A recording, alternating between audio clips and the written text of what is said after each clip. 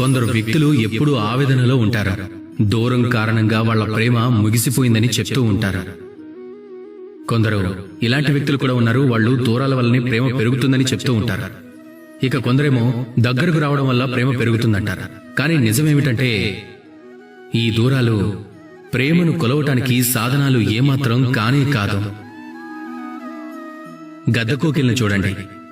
సంవత్సరం మొత్తం వర్షం కోసం ఎదురు చూస్తూ ఉంటుంది. వర్షం పడాలి, అలాగే తన దాహం తీరాలి అని. వర్షపు చినుకులను తప్ప అది మరెక్కడా మరో నీటిని తాగనే తాగదు. ఇప్పుడు చెప్పండి, ఈ దూరం కారణంగా వాటి ప్రేమ ముగిసిపోయిందా? ఈ ప్రేమ మీ చిత్తశుద్ధిని చూస్తుంది, మీ మనసులో ఉన్న భావాలను చూస్తుంది. కావాలంటే మీరు ఎంత దూరంగానైనా ఉండనివ్వండి, ఎంత దగ్గరగైనా రానివ్వండి. కేవలం మీ భావనల్లో మలినత్వం ఉండకూడదు, స్వార్థం ఉండడానికి వీల్లేదు.